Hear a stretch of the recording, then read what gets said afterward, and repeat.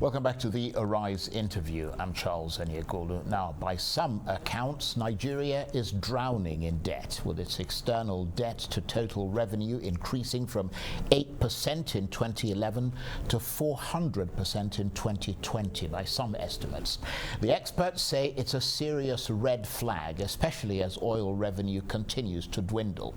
It's raised major concerns about debt sustainability, given that Nigeria's total debt service is now clearly more than the country's income. The debt profile has risen from 11 trillion naira to more than 33 trillion naira.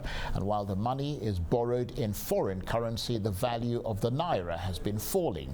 And there is concern about the ability to repay the loans and also about how well the money borrowed is being invested. Well, for more on this, I'm joined now in the studio by the chairman of Fidelity Bank of Nigeria, Mustafa Chike-Obi, who was the inaugural CEO and MD of the Asset Management Corporation of Nigeria, or AMCON. Thank you very much indeed for joining us. What's your sense of the debt that Nigeria has at the moment and the impact that it's having or likely to have on this country? Well, it's clear to everybody that the debt profile of Nigeria today is unsustainable. You get to the point where you're borrowing to service your debt, and it becomes an exponential growth. So unless something serious is done about the debt profile of Nigeria, I think we have somewhere between a year to 3 years where the issue of default becomes very serious and very, very, very cogent. So I think we have maybe a year to fix it. But it's a very, very dire situation, and it's going to take massive amounts of sacrifice, both from our leaders and from the populace, to address this problem. So is it your sense that enough revenue is being raised away from the borrowing, or is Nigeria essentially dependent on this borrowing? Nigeria is dependent on the borrowing. The issue with revenue is that the source for government revenues is generally growth in GDP. And when there's no growth in GDP, attempts to basically raise revenue is basically taken from Peter to pay Paul. In this case, starving the private sector of funds in terms of all sorts of taxes or levies. In fact, many of these taxes are illegal, but they dress them up as a fee or something. And so they're starving the private sector of funds, and then the government is taking these funds, and government does not use funds as well as the private sector. So we have actually a very serious situation where we're stealing from the private sector to fund government, and government is not using this money optimally. So again, the revenues are not there, and revenue drives usually take 2 to 3 years to bear fruit. So we have an immediate problem, which is how do we reduce costs? That's what you do first. You reduce costs, and then you hope your revenue drives catch up down the road. And I don't see enough of a coherent plan to do that right now. But some would say that Nigeria has had numerous crises since 2015, and there was really no choice for the Buhari government. I mean, oil prices were dwindling. You had, one crisis after another, and now you've got COVID. Well, I would disagree. First of all, let me state clearly, this is the worst shape the Nigerian financial balance sheet has ever been, ever. But why do you think that's the case? What led to it, or why that's the case? Well, I mean, what led to it, but also, why is that the case? Okay, I will say this. The biggest problem for Nigeria is not security, as everybody would say, it's the economy. And I tell people that have the chance to listen that there's no country with a strong economy that has any unrest. None. You can't find one. Every country with unrest, violence, turbulence, all those things come with a bad economy. So you have a government who's been in office for 6 years. And the major issue, which is the economy, they have not yet appointed a chief economic advisor for 6 years. There is no chief economic advisor to the president. Some people will say there's one to the VP, Dr. Ekpaye, who is very good, who I have a lot of respect for.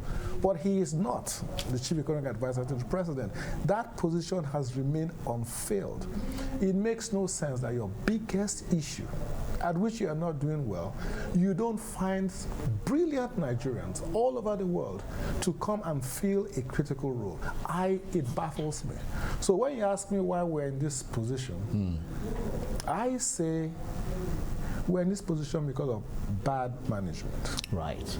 But does it look like Nigeria is using the borrowing to finance projects that are generating revenue or likely to generate revenue? Because that could be an argument, couldn't it? Or is it just development projects that they're focusing on that are not really, potentially can't yield any revenue?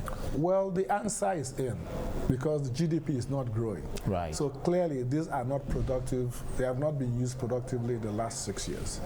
That the answer is in. There's no doubt about that. Because if they was being productive, we would see it in the growth in GDP. But then you know what the money is spent on. 30% of revenue, of total revenue, is going to salaries. Another 80%, 70%, who depends on who you talk to, is going to debt service. So how is it possible to spend it on productive things when recurrent expenditure, debt revenues, and salaries are taking up all your revenues? So we have to change that paradigm. We have to seriously look at what we're spending our money on, and it cannot be on subsidies, it cannot be on salaries, and it certainly cannot be on debt service. Now, in 2016, President Buhari pledged to improve things like tax collection and invest in other industries such as mining and agriculture and that sort of thing in order to create different other sources of revenue and to diversify the economy. Has he managed to do that and to move the economy away from dependency on oil? Well, this is the mistake many people make. The Nigerian economy is quite diversified. The GDP from oil, the oil sector, is somewhere between 10 and 15% of GDP. So the Nigerian economy is diversified. The oil revenue is useful only for foreign exchange earnings. But if you look at our GDP, it's only 10 or 15% of our GDP. The problem is that our GDP, we're such a big country that we consume almost everything we produce. And so we don't earn any foreign revenues from what we produce. And so, yes, the economy has been diversified, but it's not big enough. We should be growing the economy at 10% a year for the foreseeable future. And I keep saying that, and I keep saying it's doable. We just have to have the political will and the expertise to make that the priority for this country. But what about the things that this government inherited? I mean, most of the roads were bad. You know, the rail projects were kind of, you know, spluttering along or halfway done and that sort of thing. And when you look at the budget, you know, do you feel that Nigeria can match the borrowing with the capital projects that are being developed and implemented, such as rail and road and those essential things for any industrial or economic takeoff? Well, look, you have to look at, these things are not easy to discuss in general, but look at the Abuja rail to the airport. It's been finished, but maybe 1 or 2 trains a day. Passenger rail in Nigeria today is not productive. So the rail in Nigeria should be directed towards freight. Right. Only. Airports, we're building airports everywhere. We're building an airport in Anambra State. The Asaba Airport, which is right next to Anambra State, is 5% utilized. Maybe you have 2 or 3 flights a day. And yet we're building a passenger airport in Anambra State. So we are doing these things that don't make sense. We're building railways to carry people, and it will never be profitable. So It's not easy to sit here and come up with an economic plan. That's why I keep harping on the fact that you need a really serious chief economic advisor that will coordinate all those things. Well, I have to say, I could talk to you all day, but sadly, we have run out of time, and I want to really appreciate your presence here. Mustafa Chike-Obi is the chairman of Fidelity Bank of Nigeria. That's it for this edition of the Arise interview. Join us again tomorrow. From me and the entire team here in Abuja, bye-bye, and thank you for watching.